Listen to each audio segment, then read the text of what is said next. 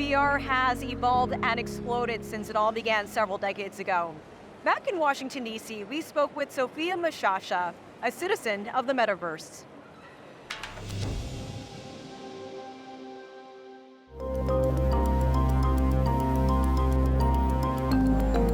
Augmented reality is overlaying digital content, whether that be text or images or different 3D assets or characters onto your physical environment. So you're basically augmenting your current reality and enhancing your current reality.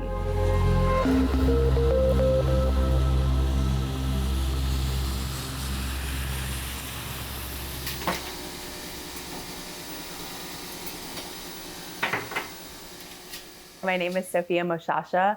I have been in the AR, VR, XR, Metaverse, spatial computing industry for about 7 years now. And I do everything on helping to educate the wider industry and potential consumers or buyers of the technology on the possibilities of the technology as it applies to different industry verticals.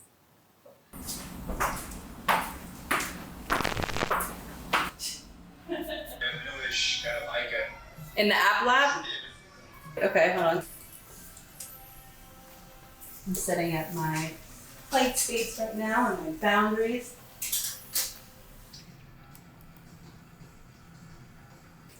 So I actually don't need controllers for this headset. I can see my hands right now and it's tracking all of my fingers.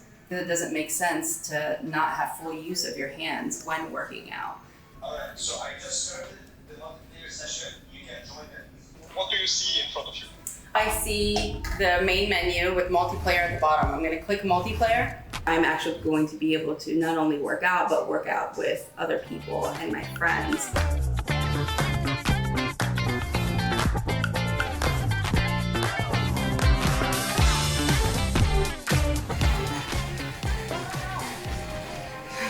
It's coming faster, guys. Start sprinting. Now. Amazing. That's awesome. Woo! That was a lot of fun. I'm not traditionally a gamer myself, so experiences like this will get me and similar people like me who don't really go into these headsets for games and didn't necessarily do that. But again, going into for an exercise or a workout, physical activity type of experience like this, it's still gamified and it's still fun and it's multiplayer, just like a game, but it's more physical.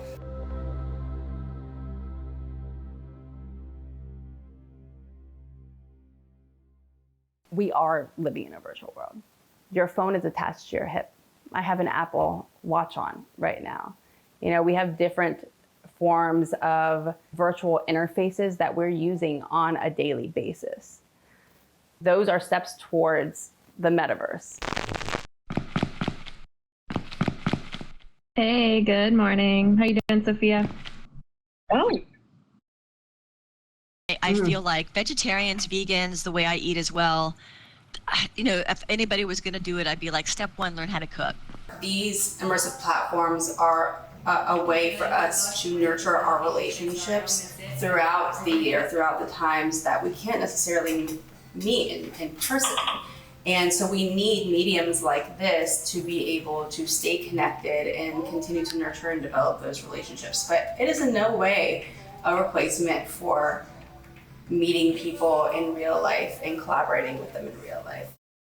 Metaverse is actually coined by an author named Neil Stephenson in his book Snow Crash.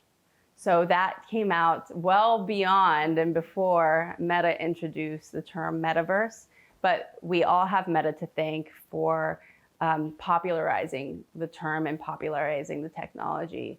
Well, behind me, there is this poster called Meta Traversal, A Day in the Life. And that's my custom avatar that was made for me for this. It's a play that we put on at a conference called Augmented World Expo.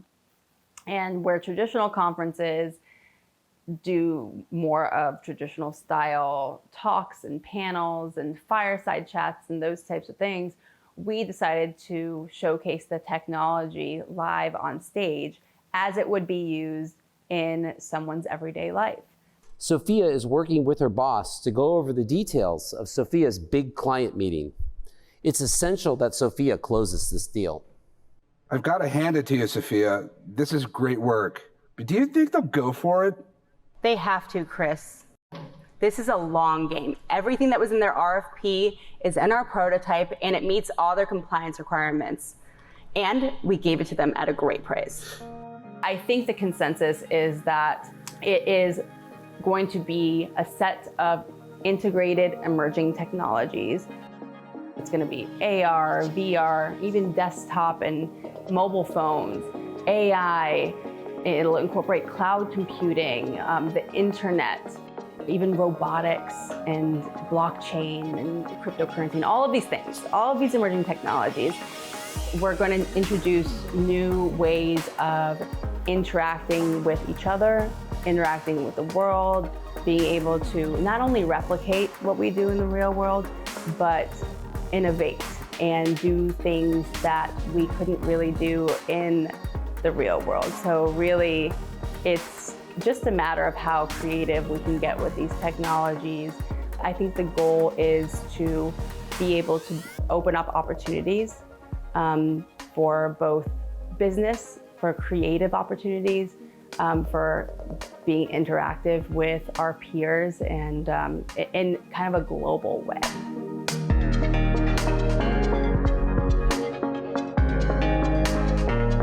Virtual reality and augmented reality technologies are primed to help address some of these growing needs for enhanced versions of learning and methods of learning and training. The best way to learn something is to do it.